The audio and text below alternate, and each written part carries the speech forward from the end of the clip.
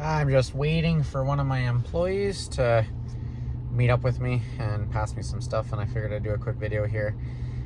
Something that I've seen on Facebook this last snowfall, and something that I've experienced myself. And if you guys have experienced this, it is an absolute back-breaking job. But that's cleaning up sidewalks, and then the city plow comes along and pushes everything from the road onto the sidewalk.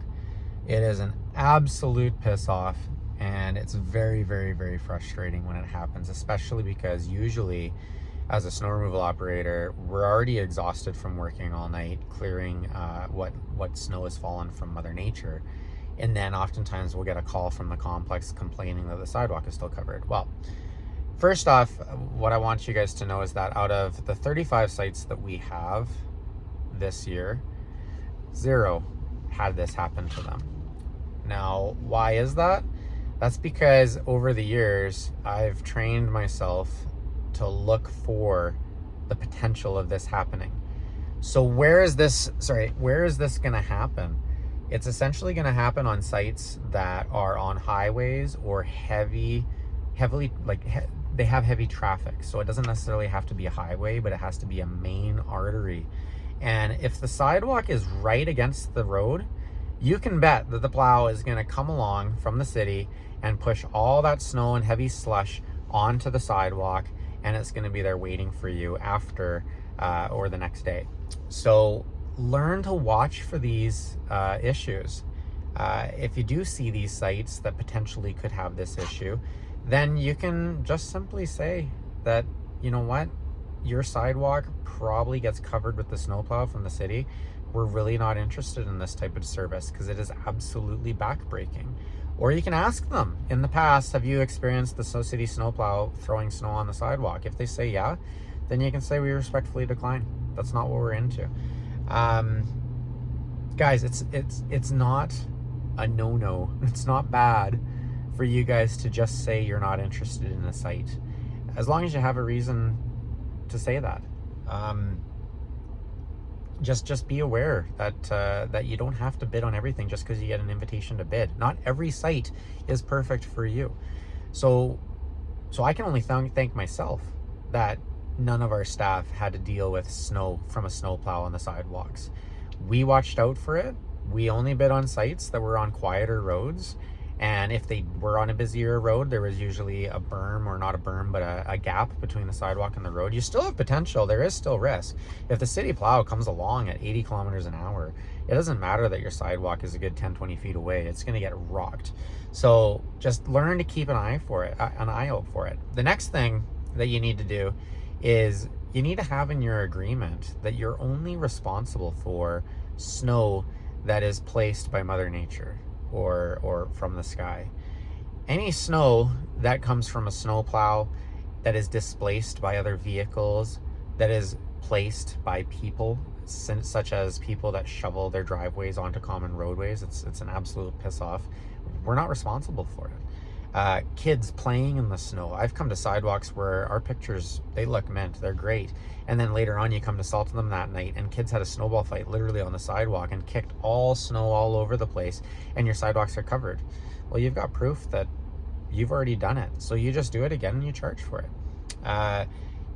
You're not responsible for these types of things. You're responsible for what falls from the sky, not man-placed anything.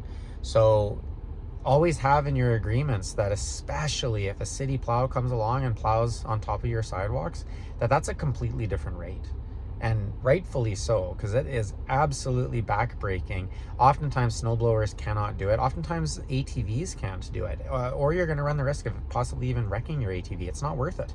Either get it shoveled out of there, try it with a snowblower if you can, try it with an ATV if you can, get a skid steer if you have to, or a tractor. But it is not the same rate as what typical snow removal would be. So guys, you just have to make sure that you have these things in your contract so that it protects you. You have to have picture proof that when you do clear a site, you can say, here you go, here's a picture of it cleared that night. We can come back and clear it. That's not a problem, but it's not going to be for a regular clearing rate. This is going to take way longer than it should, and it's man-placed snow. We're not responsible for it. This also stresses the importance of before and after pictures, guys. That way you can prove you were there. You can prove that you had it down to cement and it was safe when you left, and the plow came along and just absolutely annihilated your sidewalk. So I hope this has kind of helped some of you guys. I know that I made a comment in one post there saying that, you know, if you got to make sure that you have it in your contract so that you're not responsible for this type of thing. You're not responsible for snow falling from trees, guys. That's another one that we have, or awnings from roofs. You guys gotta cover your ass with this type of stuff. There's always going to be another angle that someone is coming from or somewhere. So essentially you just have to say you are only responsible for snow accumulations from a snowfall and clearing that snow. You are not responsible from any snow placed any other way than from Mother Nature.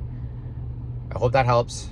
And again, make sure you have it worded differently. That's not how it's worded in my agreements, but it's worded in such a way that it is very clear that if it's not forming from a snowflake, we're not responsible for it. So again, I hope everyone stays safe out there, guys. There was a tragic accident in our area of a snow removal contractor who hit a pedestrian, from my understanding. I'm not going to get involved with exactly what happened or anything, because I really don't have any story on it, but all I do know is that someone passed away, and I really feel bad for the family involved, and I feel bad for the contractor involved, because that's going to definitely affect him for the rest of his life as well. So stay safe out there, guys, and make sure you're covering your own ass.